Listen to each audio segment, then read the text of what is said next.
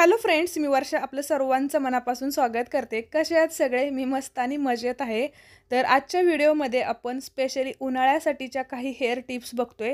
याच्यामध्ये जे पण उपाय असतील ना, ते उन्हाळ्यामध्ये जास्त उपयुक्त असणार आहेत. म्हणजे की आता काय होतं बघा, गरमीमुळे की नाही केस चिकट होतात घामामुळे, मग वास येतो, कोंडा किंवा थोडासा डलनेस वाढतो केसांचा आणि केस सारखे सारखे धुवावे लागत असल्यामुळे नेमकं केसांना काय लावायचं आणि कोणत्या रेमेडीज यूज करायच्या ते समजत नाही. तर उन्हाळ्यात बघा केस धुवून 2 दिवस झाले की लगेचच केस चिकट होतात घामामुळे आणि त्यात जर तुम्ही बाहेर जाऊन आला तर विचारायचंच नाही, लगेचच जास्त केस असे खराब होतात आणि असं वाटतं की लगेचच हेअर वॉश करावा. त्यासोबतच एकदमच ड्राय होतात केस बाहेरच्या धुळीमुळे वगैरे. आणि मग दरवेळेस ऑइलिंग करायचं का, दरवेळेस हेअर मास्क लावायचं का, किंवा ऑइलिंग किती प्रमाणात करायचं, काय करायचं, सगळ्याच गोष्टी आपण डिटेलमध्ये बघतोय. व्हिडिओ शेवटपर्यंत बघा स्किप न करता. तर पहिला जो उपाय आहे तो आहे एक हेअर मास्कच आहे तो ॲलोवेराचा. म्हणजे कोरफड फक्त एकच वस्तू घ्यायची आहे आणि ती पण तुम्हाला फक्त खोबरेल तेलासोबत वापरायची आहे. इकडे मी विटॅमिन ईची कॅप्सूल टाकली, नाही टाकली तरी चालेल. फक्त ॲलोवेरा जेल, पण ते फ्रेश असं. जर तुम्ही रात्रभर जरी ऑइलिंग नाही न केलं, कारण की खूप चिकट केस आणि त्याच्यात ऑइलिंग नको वाटतं, गरमीमुळे तर अजिबातच नको वाटतं.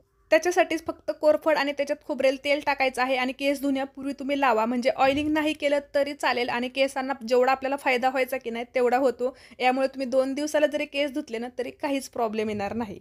याच्यानंतरची दुसरी हेअर टिप असणार आहे, ती पण स्पेशली उन्हाळ्यासाठीच असणार आहे. जसं की बघा, खोबरेल तेलासोबत तुम्ही कोणकोणत्या वस्तू वापरू शकता, तर जसं की कोरफड सांगितली. त्याच्यानंतर दुसरी अशी गोष्ट आहे की फुलं आहेत ना जास्वंदीची, ती घ्यायची आहेत आणि फक्त फुलं जरी वाटली तरी चालेल, पण एक्स्ट्रा जर केसांना अजून एक्स्ट्रा स्मूथ करायचं असेल, थोडंसं कोंडा किंवा चिकटपणा घालवायचा असेल, स्कॅल्प आपलं खाजवत असेल ना, तर त्याच्यासाठी थोडं दही ॲड केलेलं आहे मी आणि खोबरेल तेल. या 2 किंवा 3 वस्तू तुम्ही जसं पाहिजे तसं. आणि छोट्या मुलींना सुद्धा लावू शकता. सध्या तर काय होते बघा, सुट्ट्यांमुळे खेळणं हे सुरू आहे. त्याच्यामुळे पटकन केस खराब होतात. त्यामुळे तुम्ही 5 वर्षाच्या पुढील, 3 वर्षाच्या पुढील मुलींना हा हेअर मास्क लावू शकता आणि आपल्या केसांना तर मोठ्या बायकांच्या लावूच शकता. तर ऑइलिंग नाही केलं तरी चालेल. फक्त तुम्हाला ती रेमेडी लावायची आहे आणि रेग्युलर केस धुवायचे आहेत. त्याने सुद्धा खूप चांगला फायदा तर होतोच आणि केस आपले मेंटेन राहतात उन्हाळ्यामध्ये सुद्धा. याच्यानंतरची तिसरी जी गोष्ट आहे ना, ती आहे जवसासोबतची. म्हणजे जवसाचं जेल तयार करायचं आहे. पण त्यात सुद्धा एक ट्विस्ट आहे. तो कसा? तर याच्यात मी काय केलेलं आहे, जवसासोबतच थोडंसं मेहंदीची पाने ॲड केलेली आहेत. मेहंदी कशासाठी? तर मेहंदी लावून आपल्याला खूप कलर नाही, ज्यांना पाहिजे नाही त्यांच्यासाठी तर खूप भारी उपाय आहे हा. फक्त जेलही तुम्ही लावू शकता खोबरेल तेलासोबत. एवढंच करायचं आहे की फक्त थोडं तेल जास्त टाकायचं, जर तुम्ही ऑइलिंग केलेलं नसेल तर. म्हणजे या जेलमध्ये सुद्धा, कोरफडीमध्ये सुद्धा किंवा जास्वंदीच्या फुलामध्ये सुद्धा जर ऑइलिंग केलेलंच नसेल ना, तर थोडंसं तेल जास्त टाकायचं.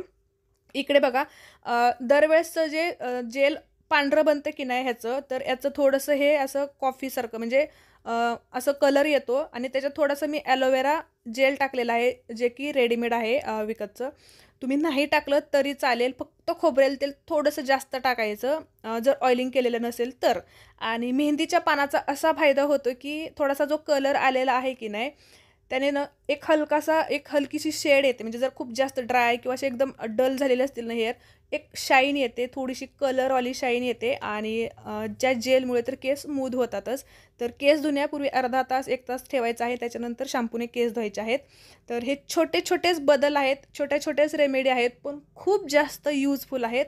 आणि उन्हाळ्यासाठी तुम्ही हे करू शकता. 15-20 मिनिट अगोदर पटकन तयार करायचं, एक एक वस्तूचं लगेच होऊन जातं. त्याच्यानंतरची जी रेमेडी आहे की नाही, तर याच्यात थोडंसं 2-3 वस्तू आहेत, पण ही ऑल ओव्हर केसांसाठी खूप महत्त्वाची आहे. दुसऱ्या तुम्ही स्कॅल्पच्या रिलेटेड किंवा सगळ्या केसांना लावू शकता. पण याच्यात बघा, मेथी दाणे, त्याच्यानंतर जवस, कढीपत्ता आणि तांदळाचं पीठ मी अगोदर टाकलेलं आहे. आणि हे असं छान जेल तयार करून घ्यायचं, कढीपत्ता टाकायचा.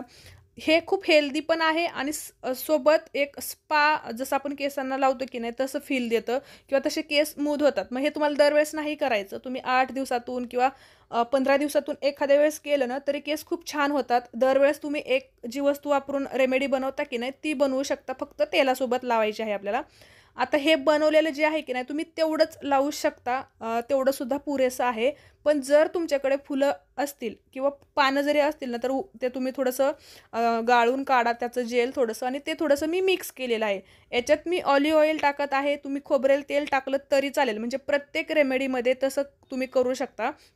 आणि संपूर्ण केसाला लावायचं आहे. आठवड्यातून एकदा, 15 दिवसातून एकदा लावलं ना, क्युटिकल्स रिपेअर होतात. जर एकदमच तुमचे केस ड्राय झालेले असतील, रुक्ष झालेले असतील ना, तर ते मेंटेन राहतात. पण तुम्हाला त्याच्यासाठी अगोदर महिन्यातून एकदा मेहंदी लावायची आहे आणि त्याच्यानंतर हे छोटे-छोटे उपाय करायचे आहेत. तरच केस एकदम मेंटेन राहतात. अजिबात ड्रायनेस राहत नाही केसांचा आणि फाट्यासुद्धा फुटलेले होत नाहीत. थोडे-थोडे ट्रिम करायचे 2-3 महिन्यातून एकदा.